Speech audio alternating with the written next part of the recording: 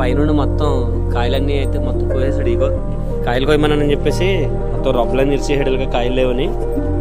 చూడండి ఎంత మంచి కాపుగా వస్తాయి చెట్లు. అంటే ఈ దేశవాళీ చెట్లు అన్నట్టు అంటే ఇప్పుడు 15 సంవత్సరాలు 20 సంవత్సరాల క్రితం చెట్లు చాలా బాగా వస్తాయి కాయలు.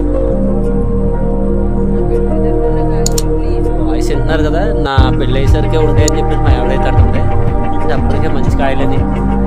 ఇవి చూడండి ఇవన్నీ చెట్లు చాలా పెద్ద చెట్లు అనమాట. ఈ రోడ్డు వారిని ట్రాక్టర్లు గట్టి వెళ్తాయని చెప్పేసి ఏం చేస్తారంటే ఇంకా కొమ్మలు గట్టి నరికేస్తుంటారు. అయినప్పటికీ కూడా ఆ చెట్టు అయితే మట్టుకి మంచి దాని వరకు ఎంత న్యాయం చేయాలో అంత చేస్తుంటది.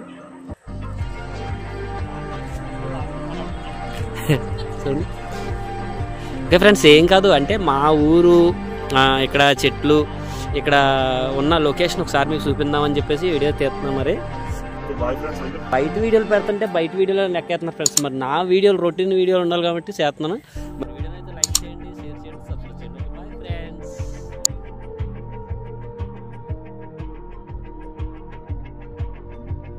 అయితే ఇప్పుడు కూడా చాలా మంచిగా ఎక్కువ కాయలు కాయేస్తూ ఉంటాయి.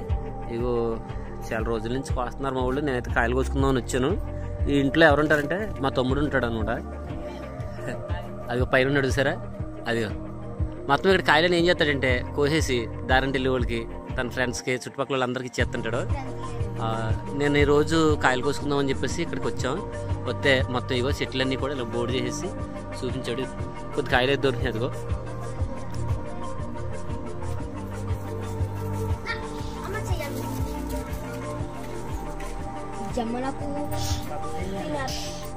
కాయ అయితే పండుకాయ దొరికింది. మా పాప అయితే శుభ్రంగా దీన్ని వేడి చేసి తినేస్తుంది. ఇక నేనైతే వీడియో తీస్తున్నానని మా వాడైతే పైనుండి ఆ వీడియోలో బాగా కనపడాలని కాయలు కోసుకుని బాగా కవర్ చేస్తున్నాడు. కాయలు కోయమని చెప్పేసి చూడండి